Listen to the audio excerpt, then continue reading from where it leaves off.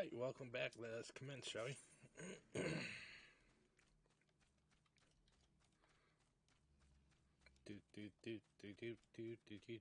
Come on.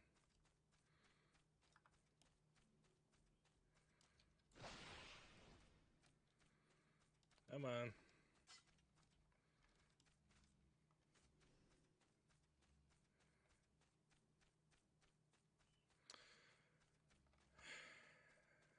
Of course. It's always that one DPS. Oh, thank God.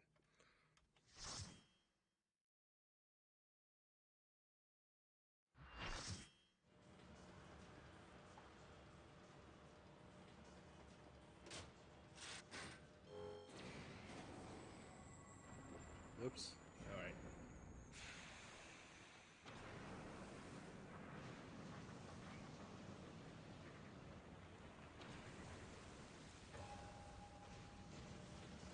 The smoke is too thick. Can't see a damn thing. You'll have to press on alone. Alright. The eyes of the creator.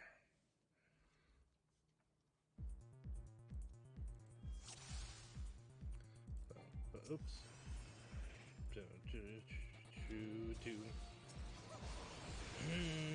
Ba ba ba ba ba ba boom boom boom boom ba boom ba boom ba ba.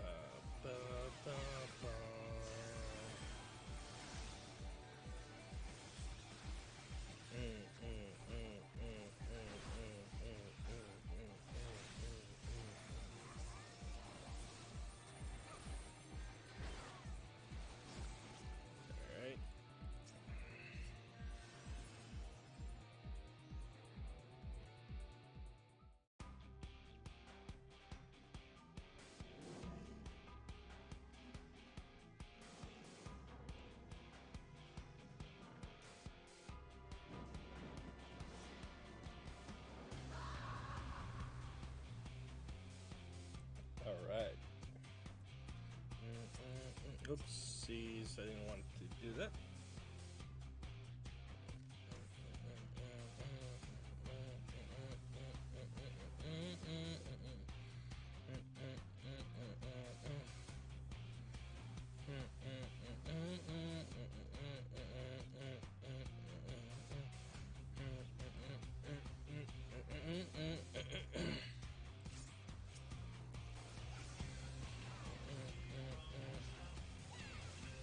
Ooh.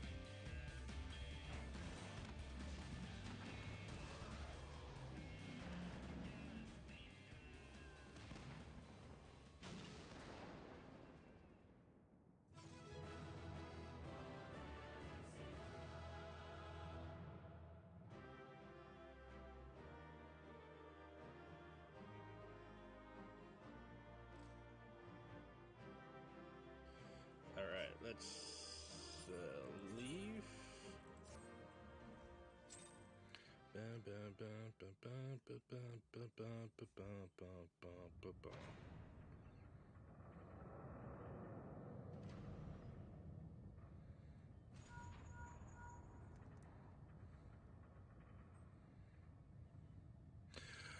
Fine work, old friend. Thanks to you, we have our way in. Stay where you are, we're coming. But first, now that you're clear, we had best get the barrier back up before the big fellow gets restless. Wedge ready the BBG2 and reactivate the barrier on my mark. Mark.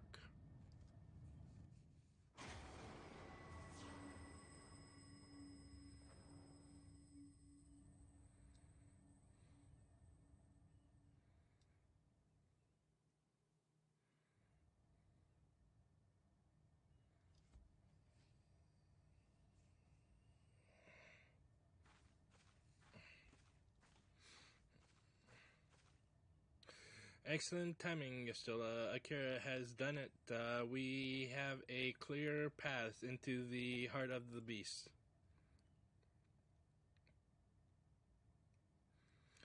Good. 'Tis a relief to hear that at least one side of the operation proceeds according to plan. The same way not be said of the other.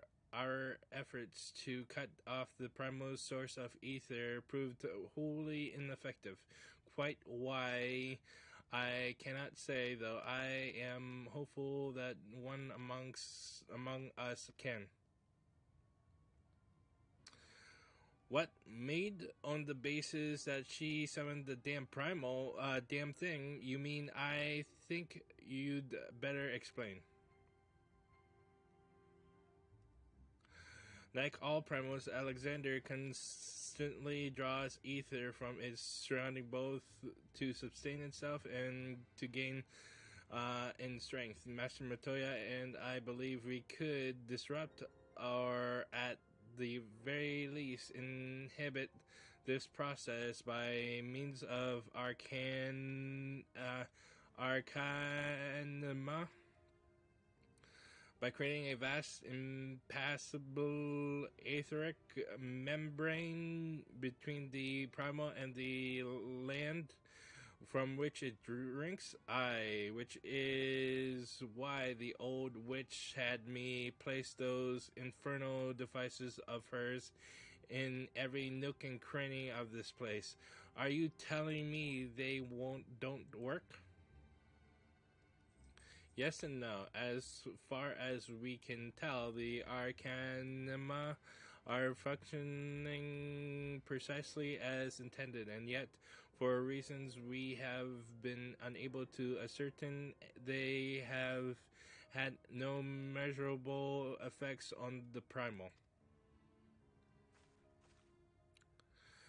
All right, out with it, maid. If there is anything you haven't told us, we need to hear it now. We are running out of options. I fear it will not avail us, but very well. It all began with a curious encounter in my younger days. I was playing on my own day when a stranger appeared before me. He told me anything my heart wished for could be mine if I but heeded his words. In my youth, I did not fully comprehend that what the man was proposing at the time. Nevertheless, his words seemed to burn themselves into my very soul. Reunite the scattered shards of Enigma Codex, he said, and perform the sacred rite before the runes that yet stand strong against the river's flow.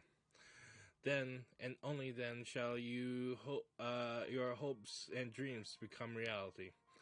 With that, he handed me a relic, a horn with a tip of metal, which seemed so foreign as to hail from another world. It would serve as a catalyst for the summoning.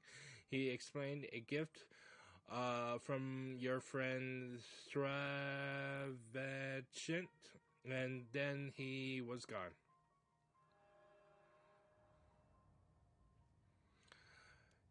Stravagent, I know the man. Our paths crossed during my time in Limsa in the days before the calamity. I might have guessed that the Asians had a hand in this.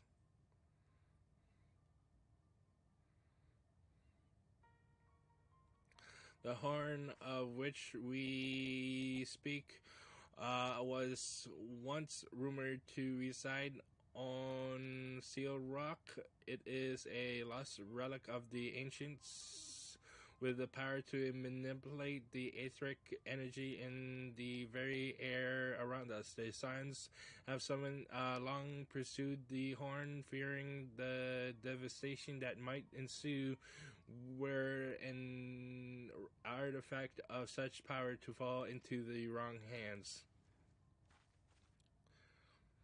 Finally, I do begin to see, if I have the right of it, Alexander's third eye is using the horn to draw ether from far and wide. 'Tis little wonder how our plan failed. Even without moving an elm, the primal possesses the means to drain not just the land of ether, but our very star. Then our course is clear. If the old witch's magics won't avail us, we shall just have to get inside and dismantle the core the old-fashioned way. Indeed, and yet we must be wary. We have seen the course of time reversed once before. We may well see it again. Even should we succeed in destroying our target, there is not to prevent the Illuminati from simply returning the stricken core to its previous state. Aye, they are free to turn back the clock again and again, the primal growing stronger all the while. So what do we do then? We can't just give up.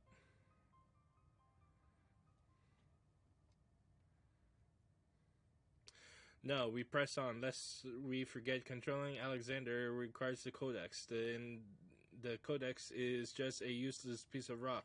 Without the mind of the Gubby girl, if we can rescue Roundrock's quick thinks, we'll have no way to flip the hourglass.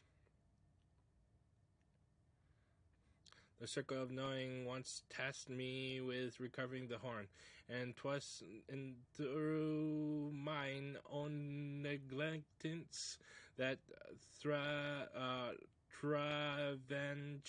acquired it. That it now endangers our world is my responsibility. Even were I not a scion, I should do all my power to make amends. Whatever assistance I can offer, it is yours. Oh, I know how she can assist me. Then it begins. I'll send word to our friends in Idleshire. Biggs, Wedge, ready the Excelsior. Akira, prepare for departure. Let Operation Rescue Roundrocks commence.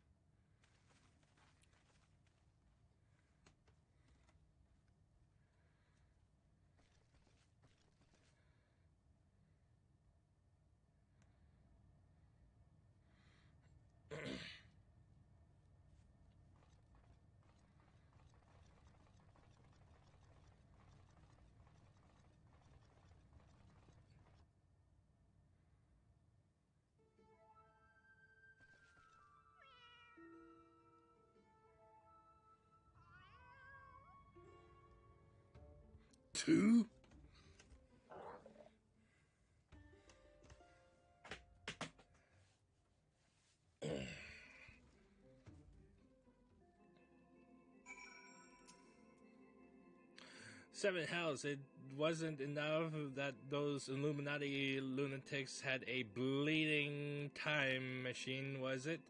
No, it had to be a time machine with the power to destroy the whole bleeding world.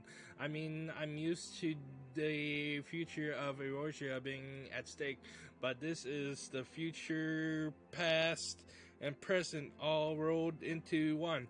We have to get Round Rocks out of there before those Gobby can put any more of their crazy schemes in motion. Speaking of Gobbies, have you talked to old Backrex lately? Turns out the kitten you met wasn't Shania. They're, after all, just a double ginger. He's already taken the little furball back to shortstop and given it a name, Schrodinger, or however you pronounce it. Anyway, I'd best be headed back that way myself. See you there, Akira.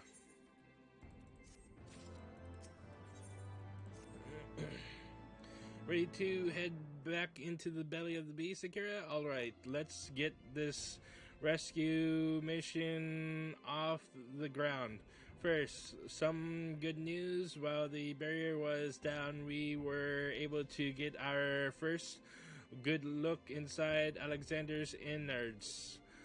Far as we can tell, Runrox is being held captive in what seems to be the central control chamber of the whole Colossus, called Helpfully Central Control.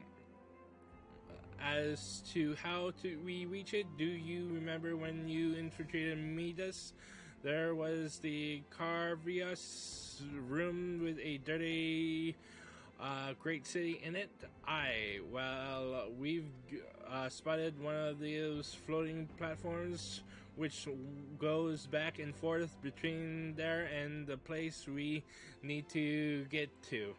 The quickest route to the city is straight through the giant's head. You'll go in through the hatch you opened for us last time, take care of any guards, and secure the platform I mentioned. Meanwhile, the chief and the others will be making their way to you, Viva Midas. After setting out in advance to sweep the place for any nasty surprises once you've all rendezvoused, it'll be to storm the control room while me and Wedge stage a little diversion. Got all that good? Then let's crack some Illuminati skulls.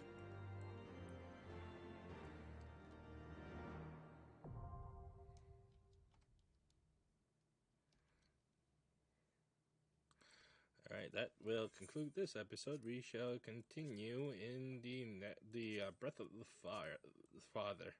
To then, have a nice day. Fare thee well.